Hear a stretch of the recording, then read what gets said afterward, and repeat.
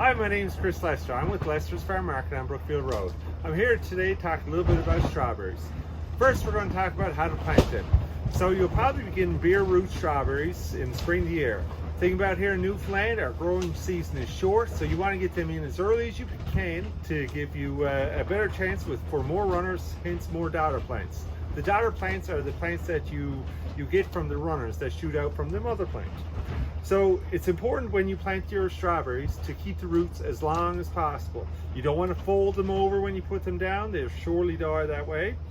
So you first starts with well-prepared soil. You want it well composted, nice and loose, well drained. Strawberries do not like wet soil. If you find you have wet soil in your garden, or it's after a rainfall, it takes a long time to dry out, you want to make a little ridge and you plant up onto your ridge. That way it'll enable it to dry a little bit more.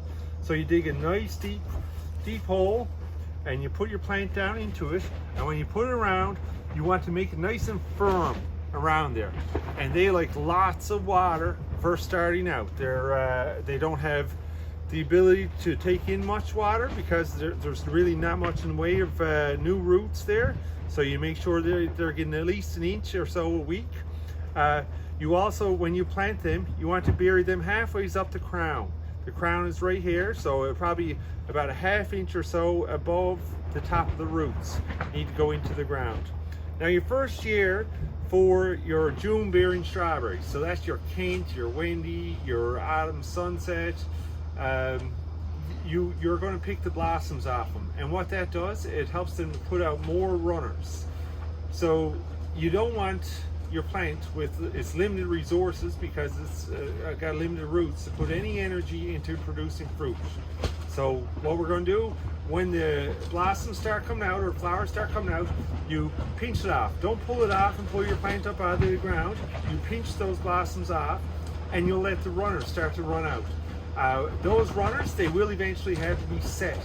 So you can let them just run on their own until you start seeing little white roots coming down from the nodes. When you start to see those little white roots coming down, then you'll put them in the place that you want and lay a rock. Good thing is, we're in Newfoundland, there's lots of rocks to lay on top. So you lay that on top of that runner there, and that's where you'll have a plant for next year.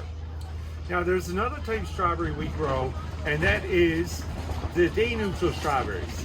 The day neutral strawberries, you will pick the blossoms off until they get 5 full leaves, and then at that point you'll let them grow. You generally don't actually want runners from these day neutrals, because if they're putting out runners, they're not going to produce fruit. Day neutrals are one strawberry that you will get fruit the first year. It'll be late in the summer, early spring, or early fall, but you will get some really nice fruit. And the following year, that plant will produce 2 crops, one in the spring and one in the fall. So for those people who already have established plants, now they're starting to grow. They're probably a couple inches high. If you haven't already raked your mulch off them, you should, only if they haven't already pushed through it. If you're pulling back leaves or straw or mulch of any kind and you see that they're yellow, get that off right away. It should have been done actually about a week or so ago. Our next big concern here in Newfoundland is frost. So there's no blossoms out yet. You probably will start some blossoms in 7 to 14 days, and those blossoms are very susceptible to frost damage. Generally, if it's calm for a 4-degree night, if we're not having any amount of wind or rain, it's a concern. For us, we use irrigation. Irrigation it releases a little bit of heat as the water turns to ice, and that protects them. However, if you're not going to run your irrigation consistently for the whole night, I suggest use some kind of covering. And this could be anything. It could be cardboard, it could be the road covers that we sell in our market, it could be blankets, something like that. If you're lucky enough to have strawberries planted in pots, pull them in underneath the eave of your house, bring them inside, put them in your shed, do something like that. Because it only takes like a -1 degree for a half hour and your blossoms will be ruined for the year, okay? So for us, there's certainly no concrete rule, but generally by the time we get to the 20th of June, we think we're pretty safe. Although we have had frost for 12 months a year on some years, so you always have to pay attention to the weather. Once those strawberries start to grow, and you have to be concerned about slugs. Slugs are a big issue with strawberries. That all that mulch you have over your strawberries for protected during the winter, great haven for slugs. So you have to be careful with there. Depending on your own ideals, you can use some different pest control products, but there's lots of different ways to take care of slugs at home. And other than that, birds will be your next issue. When they just absolutely love the first ripe strawberries. Depending on where you're to, it might not be an issue, but you can use the netting there. When your strawberry harvest is finished, generally you'll get like probably 2.5 to 3 weeks per variety.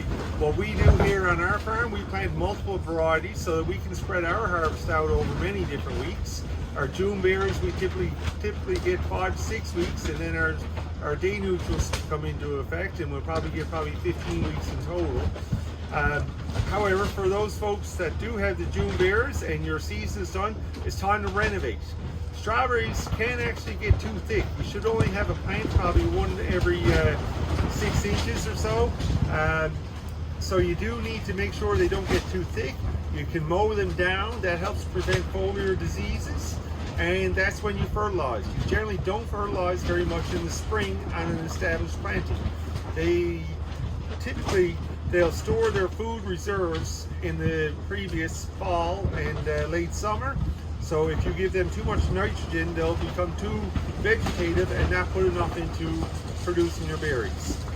And then for the fall, what you're looking at doing when the plant goes dormant, now it's very hard to tell when a strawberry goes dormant. We start to do this probably in late November. You need to cover them. If you don't get a lot of snow wherever you're to, you need something to protect these guys from the low temperatures and the wind. So what we do, we use straw, but there's many different things. You can use wood shavings, you can use any type of mulch as long as you're going to get it off early in the year. But you need something with a little bit of an insulating factor, and generally that's something that has air pockets in throughout it. Our row covers that we sell, that's a fantastic insulator. It stops the wind from cutting into the ground and causing root damage. The core of your strawberry plant right here, that is what gets the damage. And in an area with a lot of winter damage, if you cut it open, it'll be really dark brown, and those plants will show almost no vigor. They might die. Once they're well protected, when you cut that open, they're very nice and white, and those are going to be your best plants. So winter care is very, very important, certainly as important as summer care.